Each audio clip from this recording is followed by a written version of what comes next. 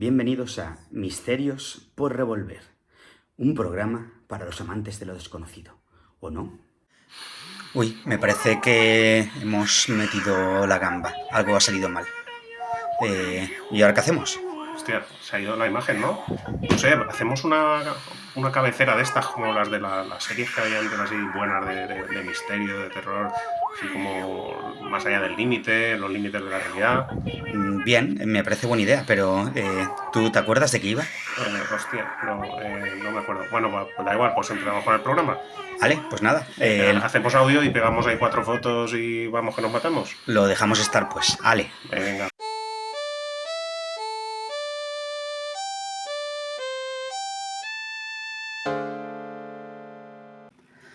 Hola a todos, ¿cómo estáis? Bienvenidos al primer programa de Misterios por Revolver. Si habéis llegado hasta aquí, seguramente lo habréis hecho después de escuchar el programa piloto que subimos a YouTube hace unas semanas. O por casualidad. También puede ser. Hola, José. Hola, Robert. Nada, que estaba diciendo que muchos de nuestros oyentes estarán aquí después de haber escuchado el programa de presentación que está colgado en la plataforma YouTube, dentro de nuestro canal, el que tiene el mismo nombre que este podcast, que ya os lo he dicho, Misterios por Revolver. Efectivamente. Y para minimizar los daños a vuestras retinas, hemos decidido reducir el tiempo que tenéis que soportar nuestros infames caretos en la pantalla, porque mejor escuchar que ver, ¿no? De hecho, a partir de ahora no solo nos podréis escuchar en YouTube, sino que también lo podréis hacer en algunas plataformas de podcast. Os iremos dando noticias sobre los lugares donde nos podréis escuchar ¿Qué próximamente. plataformas de podcast podrían ser? Pues podríamos pensar en Spotify, iVoox. Vale, muy bien, pues nos queda claro. De todas formas, ahora lo que tenemos que hacer es empezar en sí con el contenido de este programa, el que es el primer programa de Misterios por Revolver. ¿Sabías, José, que mucha gente se quedó con ganas de más en el programa piloto? Me lo creo. A nosotros nos pasaba lo mismo cuando salíamos de fiesta. Oh, qué lustros aquellos. En fin, en el programa piloto ya dimos algunas pinceladas de lo que os vais a encontrar y avanzamos el tema que vamos a tratar hoy. Sí, fuiste tú concretamente el que lo mencionó. Creo que dijiste algo así como que íbamos a hablar de vírgenes y... Bueno. Vamos a explicarlo un poco más, que no nos queremos meter en ningún berenjenal. En fin, el tema de hoy es el miracle de les Coves de Vinromà, o también en castellano el milagro de les Coves de Vinromà. Es un suceso que aconteció en un pueblo de la provincia de Castellón, cuyo nombre ya lo habéis escuchado, es en valenciano y oficial les Coves o les Coves de Vinromà. En castellano mucha gente lo conocía como Cuevas de Vinromà. Para ponernos en situación, este pueblo pertenece a la comarca de La Plana Alta y actualmente cuenta con 1.800 habitantes, aunque en la época en la que acaecieron estos hechos albergó a algo más de 3.000 vecinos. Pues bien, a mediados del siglo pasado, concretamente tal día como hoy, un 1 de diciembre, pero del año 1947, sucedió lo que se vino a conocer como el milagro, el miracle. Ahora que lo dices, y leyendo un poco la información de este suceso, la verdad es que no veo el milagro por ningún sitio. Milagro será que no nos interrumpamos mutuamente. Tienes razón, me temo que va a ser la tónica de estos programas. ¿La tónica sola o con ginebra? En fin, prosigo. El suceso lo protagonizó una niña llamada Raquel Roca Tirado, hija de Emilio Roca y Jacinta Tirado. ¿Tenemos nombres de los abuelos? Pues no me consta. Sí que te puedo decir que la niña en aquel momento contaba con 8 o 10 años. Y es que las fuentes que comentan estos hechos no se ponen de acuerdo en la edad concreta de la protagonista. Hay que ver, tan joven y ya quitándose años. Podría ser. El caso es que esta niña estuvo yendo a lo largo del mes de noviembre de ese año, de 1947, durante 16 días seguidos a un paraje de la localidad de Les Coves, un acantilado rocoso denominado La Morería. Un lugar que cuenta con algunos abrigos y pequeñas cuevas, y donde, según parece, hubo viviendas de moriscos entre los años finales de la Edad Media y el siglo XVI. Las visitas de la niña a este paraje se explicaban porque, según decía ella, había sido testigo de apariciones de la Virgen María, y ésta le había sugerido que fuera allí a rezar. O sea, que supuestamente fue la Virgen María la que se apareció y le habló a la niña, igual que te estoy hablando yo a ti ahora mismo. Hombre, igual, pues imagino que no, que seguiría sus turnos de palabra. Ah, vale, te entiendo. Vale, mejor. Bueno, Lo que durante unos días se quedó dentro del ámbito familiar, pronto fue un secreto a voces que corrió como la pólvora por todo el pueblo. Cada vez más personas se acercaban a la casa familiar, según narraron varios testigos que vivían en el pueblo por aquel entonces y fueron protagonistas también de los hechos. Todas estas personas se acercaban a esta casa para poder ver a la niña y también para que ésta pudiera interceder por gentes que estaban aquejadas de determinadas enfermedades. Tal y como muchas personas hacían en otros lugares famosos con otras apariciones marianas. Pues no sé, como podemos pensar en Fátima, en Portugal, o en Lourdes, en Francia. Y de esta manera, pues lo que hacían era acercarse allí porque tomaban a la niña como interlocutor directo entre ellos mismos y la divinidad, la Virgen. Así pues, no se sabe si crecida por la fama que comenzó a tener, no solo en el pueblo de Les Coves, sino también en los de los alrededores, o si la Virgen o cualquier otra entidad verdaderamente se comunicó con ella con instrucciones precisas. El caso es que Raquel Roca indicó que la Virgen María volvería a aparecerse el 1 de diciembre de ese año, 1947, repito. Y para que no hubiera lugar a dudas, dejaría constancia de su caso, de su paso realizando un milagro imposible para la ciencia actual, ¿vale? Ese milagro consistiría en que a las 3 de la tarde el día se convertiría en noche. Dado que ese día no había ningún eclipse programado, pues el suceso sería la prueba definitiva de la existencia de la Virgen y de la preeminencia de la fe cristiana sobre las demás. Y por si esto fuera poco, la Virgen además curaría de sus males a todos los enfermos que allí acudiesen. La apuesta tiraba por lo alto, porque lo de curar a algunos enfermos, pues vale, pero lo del eclipse podría haber prometido algo más modesto, no sé, una tormenta súbita. Claro, o una interrupción súbita, sí. El caso es que el 1 de diciembre de 1947 centenares de miles de personas se presentaron en esta localidad. Sí, no me he equivocado con la cifra. Se estima que fueron entre 300.000 y 350.000 personas, según las distintas crónicas a las que hemos tenido acceso. Acudieron todas estas personas desde toda la provincia de Castellón, no solo de Les Coves y pueblos cercanos, ya os digo, de toda la provincia, incluso de otros lugares de las provincias limítrofes. Y lo que hicieron es combatir como pudieron las bajas temperaturas, incluso la nieve. Recordemos que era el 1 de diciembre, finales de otoño, casi inicios del invierno. Ese día, pues sí, efectivamente, nevó, hizo una temperatura muy baja y pues eso, quizá para cubrir con su manto blanco toda la comarca apareció la nieve, dando así un escenario propicio al supuesto milagro que iba a tener lugar. Te ha quedado muy chulo lo del manto blanco. Sí, es que lo leí el otro día en un libro del siglo XX y me pareció bien traerlo aquí. Bueno, pues sigo un poco con la crónica de lo que pasó, así logramos terminar. Muchos vecinos del pueblo abrieron sus casas para dar cobijo a los miles de personas que allí se agolparon. Incluso la Guardia Civil tuvo que tomar cartas en el asunto para que no se produjera ninguna avalancha. Sin embargo, llegó la hora emplazada para la nueva aparición de la Virgen y allí no pasó nada.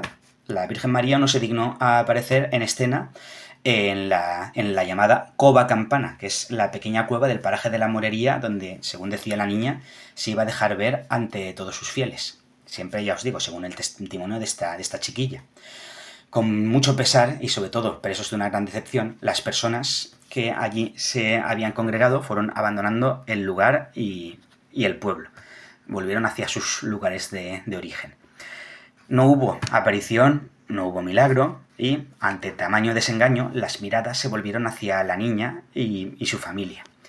Los que pocos días antes eran heraldos de la divinidad fueron acusados de fraude y tuvieron que marcharse del pueblo por su propia seguridad, para no ser pasto de la ira de algunos vecinos. Con todo esto, y varios años después de estos sucesos, hay quien dice que en realidad sí que ocurrió un milagro, un miracle, y que este no fue más que ninguna persona, que nadie acabara herido durante ese día en un momento en el cual la población de Les Coves de Vinromà directamente se multiplicó por 100.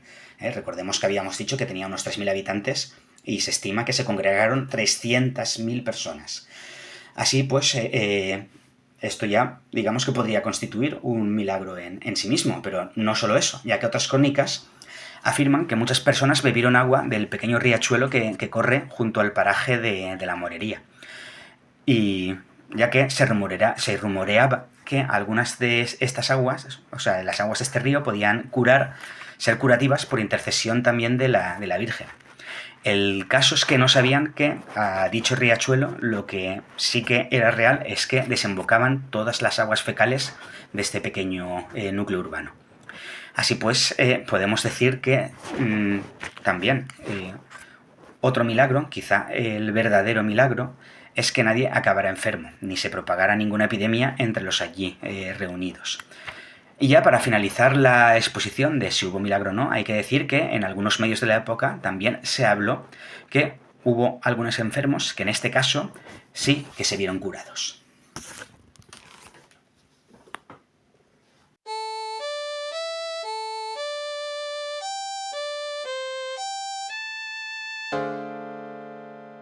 Ahora sí, José, te cedo el turno de palabra, que me parece que he hablado ya bastante en los 10 minutos anteriores. ¿Tú qué opinas?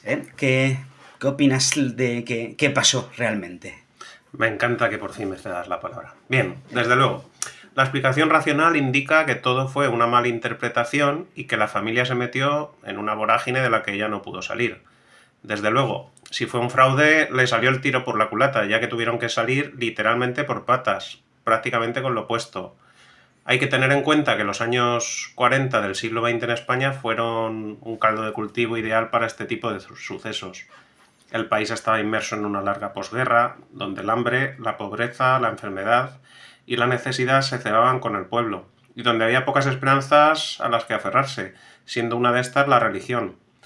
Supongo que solo esto puede explicar cómo las ensoñaciones y supuestas apariciones que presenció una niña pudieron atraer a más de 300.000 personas. Pues te lo compro, sí. El sentir de la época y los momentos de desesperanza ciertamente pueden explicar la afluencia de tantas personas para seguir un intangible como este.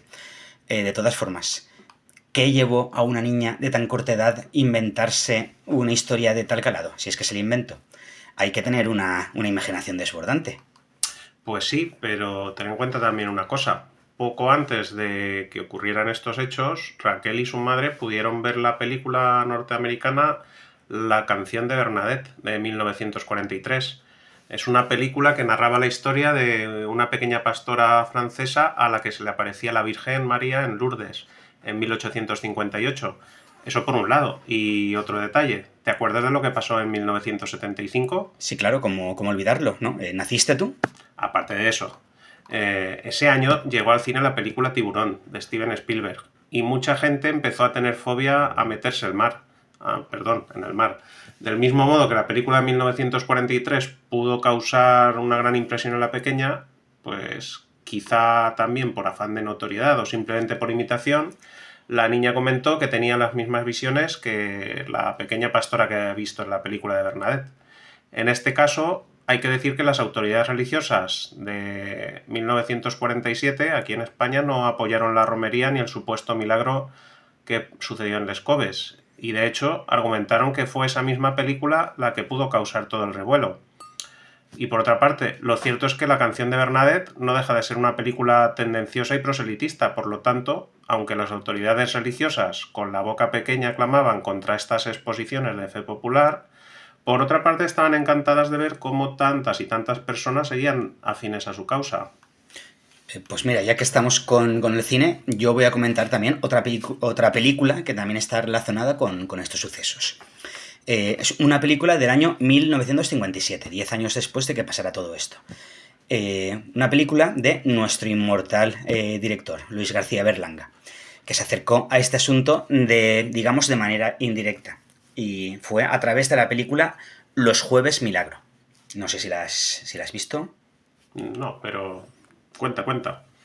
Pues mira, en esta película, el alcalde de un pueblo ficticio, junto a otras personas influyentes de la localidad, como el maestro o el médico, al ver el éxito que tenían otras localidades como Fátima o como Lourdes, deciden promocionar el balneario local inventándose una aparición religiosa. En este caso de San Dimas. Bueno, esto es un poco la película. Según el propio director, la idea original de esta vino a raíz de estos sucesos acontecidos en el Escobes, de los que tuvo noticia directa. El punto de vista de Luis García Berlanga está claro. Todo esto no deja de ser una invención para sacar algún tipo de provecho. Hay que decir también que la censura de la época, controlada por la Iglesia, decidió cambiar ligeramente el guión, sobre todo al final, para dejar abierta la posibilidad de que hubiera una cierta intercesión divina. Vamos, que lo que hicieron es cerrar la puerta y dejar abierta la ventana. En fin, yo te recomiendo la película, al igual que también se la recomiendo a todos los oyentes. Y por eso no voy a seguir, no, porque no la quiero destripar. Bueno, también hay que comentar, en este caso a modo de anécdota, que la sabiduría popular ha dictado también sentencia, ya que ha habido muchas personas que cambiaron de nombre al pueblo y estuvieron llamándolo de forma despectiva durante algunos años como Cobes de Vinromansos, haciendo un juego de palabras con el vocablo valenciano romansos o romances, es decir, cuento o fábula inventada para hacérsele interesante o directamente embaucar a alguien para conseguir un fin. Bueno, bien, si nos quedamos aquí ya no habría mucho lugar al misterio, ¿verdad? Se le puede dar a todo este suceso una explicación perfectamente racional y convertirlo en una pequeña anécdota que, bueno, como mucho podría tener interés local o comarcal, pero no mucho más allá. Pues nada, ya si eso nos vamos. No, no, no, espera, para el carro, aguanta los caballos. Creo que con estas expresiones no nos estamos ganando al público más joven, bro. Me lo ha dicho mi nieto. Claro, claro. Hay que decir que, si bien muchas apariciones marianas se pueden explicar desde ese propósito tan humano como es la búsqueda de una ganancia material, en otros casos las cosas no están tan claras. ¿Y por qué estoy diciendo esto? Pues la clave es justamente otra pregunta. Lo que sucedió en esta localidad castellonense fue fruto exclusivamente de la sugestión, después de haber visto una película. Fue un acto 100% interesado, a unas sabiendas que el día 1 de diciembre nada iba a suceder, o bien hubo algo más. Y la niña fue testigo de algo excepcional que fue interpretado desde el prisma religioso tan en boga durante esos años de posguerra. Y digo esto porque si hacemos caso a otras supuestas apariciones de la Virgen que se han dado en otros lugares, las que, o sea, lo que describen los testigos de estas apariciones no se parece en nada a lo que es la Virgen María, si hacemos caso a las representaciones artísticas que tenemos de ella desde hace casi 2000 años. En estos casos no hablan de una mujer, vamos, ni de cabello rubio, ni de mirada lánguida, ni ropajes de época, túnicas coloridas, y digo esto con todo el respeto para las personas creyentes. Pero, por ejemplo, siguiendo con lo que estoy comentando, si nos vamos al caso de la aparición de Fátima en 1917, en este pueblo de Portugal, y leemos el relato que hicieron los pastores que protagonizaron el suceso, que eran dos niñas y un niño, tenemos esto. Voy a citar textualmente bueno, lo que tengo aquí en mis apuntes. He visto sobre una encina a una figura femenina de poco más de 1 metro de estatura, cubierta con un vestido blanco ajustado y resplandeciente, y rodeada por un halo de luz. Vamos, no sé qué te viene a ti a la cabeza si escuchas esto, pero yo, sobre todo con lo del metro de estatura y tal, no, vamos, me viene a la cabeza otras cosas, pero desde luego la Virgen María no mucho. A mí con lo del vestido ajustado y las luces y tal, no sé, me recuerda más a una escena de una discoteca de los 90. Pues sí, ya te digo. Pero ya te digo que en 1917 todavía no se había inventado la ruta, ¿eh? Yo pondría también otro ejemplo. En otra supuesta aparición de la Virgen, en este caso en el pueblo cántabro de San Sebastián de Garabandal, en 1961, lo que dijeron las 4 niñas protagonistas fue lo siguiente. He visto sobre un pino una bola de luz cegadora. Se podría parecer más a los testimonios de personas que dicen haber visto luces o entidades humanoides identificadas como parte de los fenómenos ovni. Esto cuenta que tanto la descripción anterior como la que has comentado de Fátima son similares en el sentido de que hablan de una luz de origen y explicación incierta. Vale, supongo que dejas de lado cualquier tipo de explicación basada en algún aeroplano de origen humano. No sé, por ejemplo, como un helicóptero. El primer prototipo similar lo ideó el español Juan de la Cierva, como sabéis, en 1920. Y desde los años 40 tenemos aparatos similares a los de nuestros días, con lo cual en 1961 podría haber sido eso, ¿no? Sí, pero bueno, no en el caso de Fátima. Vale, pero aunque no había helicópteros, sí que había otros aeroplanos. Pues los hermanos Wright en Estados Unidos realizaron su famoso vuelo con una rudimentaria avioneta ya en el año 1903. Y en la Primera Guerra Mundial, que comenzó, como sabéis todos, en verano de 1914, ambos bandos tenían diferentes aparatos listos para surcar los cielos, y aparatos que fueron modificándose y mejorando a lo largo de estos años. La aparición de Fátima tuvo lugar hacia finales de lo que es la Gran Guerra, la Primera Guerra Mundial. Tienes razón. Pero sin descartar la posibilidad de que esas luces tuvieran origen humano, para mí lo curioso que se da en la circunstancia de las niñas de Garabandal es que en ningún momento dijeron que se les hubiera aparecido ningún ser. Desde el principio decían que era más bien como una luz, pero que también escucharon una especie de voz femenina. Y fue el párroco del pueblo el que interpretó el fenómeno desde un prisma totalmente católico. Siguiendo ese razonamiento, ¿por qué no podemos pensar que la niña Raquel Roca vio una luz extraña en la Cova Campana? Y que fue gracias a la película de la canción de Bernadette y a la atmósfera religiosa, por no decir mística, que se respiraba en la España de posguerra, que acabó dándole esa pátina cristiana. Oye, me gusta eso de pátina, ¿eh? Ya sabes que no es lo mismo que patina, ¿no? Ni tampoco Virgen de Fátima que Virgen de Pátina.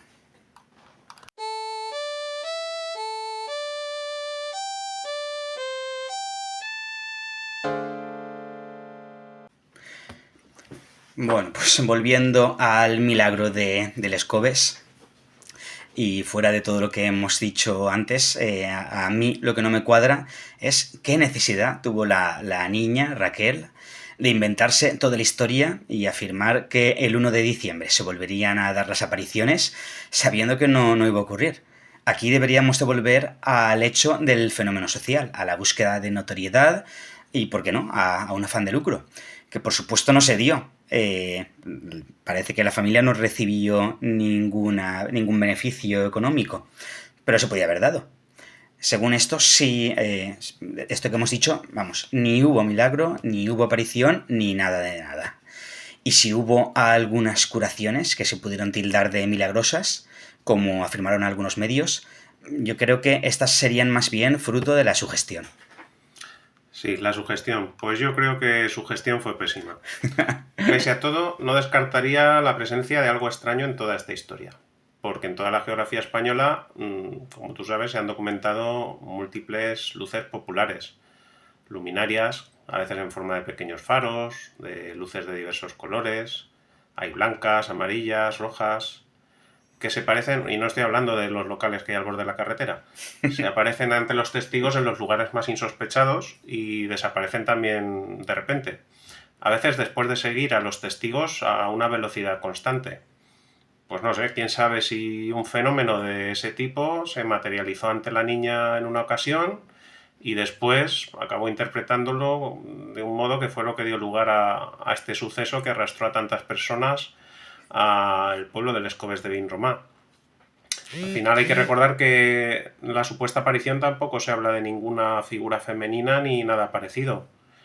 O sea que quizá la niña sí que vio algo anómalo, una luz o algo así, pero como hemos comentado antes, eso unido a la atmósfera de aquella época de posguerra, a la visualización de la película que trataba sobre la aparición de la Virgen en Lourdes, o a la educación católica que tenía todo el mundo en ese momento, pues acabó envolviéndolo dentro de una fenomenología diferente, más de tipo religioso. No sé, tal vez, aunque algunos de estos sucesos similares con estas luces populares no hayan tenido tanta repercusión, pues quizá eso fue lo mismo que se observó en Les Coves de Vinromà en esos días tan fríos de finales de 1947. Me gustaría que me explicaras un poquito más eso que has dicho de las luces de diversos colores que aparecen en otros lugares, a otros lados de la carretera, creo que has dicho. A ver, empezábamos hablando de vírgenes y si nos decíamos ese tema creo que nos vamos a enredar mucho. Sigamos por donde íbamos. Sí, ¿verdad? Yo creo que nos podemos tirar por un precipicio.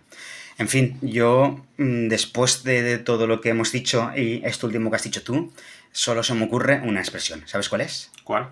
¡Qué desastre! ¿Pero por qué dices eso?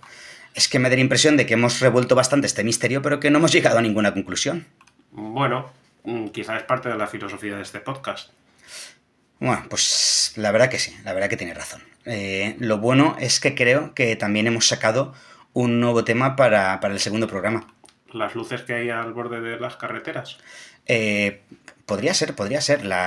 Ese a lo mejor debería de ser para un programa bastante más largo, se podría hablar más. O sea, me refiero, cosas que he oído, ¿eh? No que tenga yo esa propia experiencia. Sí, algún amigo, ¿verdad? Sí, claro, claro. Bueno, pero si todavía no hemos terminado este y ya estás pensando en el siguiente. Claro, como tiene que ser. Pues nada, ya lo tenemos claro. Pues si es así, esperamos que os haya gustado este primer programa de Misterios por Revolver, que hayáis pasado un rato entretenido. Y ya sabéis, sois vosotros quienes tenéis que sacar vuestras propias conclusiones, no nosotros. Eso suena un poco a coletilla, ¿no? Bueno, de momento no. Para que sea una coletilla lo tendríamos que repetir el próximo programa. Lo recordaré. Muchas gracias a todos por escucharnos y si os ha gustado, darle un like, ¿o es like? No lo sé, yo no sé mucho inglés. Al programa. Y también, ¿por qué no decir un me gusta? Por no decirlo. Vale, vale, pues nada, gracias a todos y nos vemos en el siguiente programa de Misterios por Revolver. En este caso, el segundo programa, y que lo dedicaremos, ¿no? Si os parece bien, a nosotros creo que nos parece bien, a las luces populares. Bueno, pero no penséis que por el título que vamos a hablar de política. Ya te digo que no. Además, creo que es una especie de oxímoron, ¿no? Luces y política suena bastante contradictorio. En fin, adiós. Adiós a todos. Adiós. Por cierto, recuérdame el próximo día que te comente el origen de la palabra adiós, que me ha salido muy religioso tú. No sé.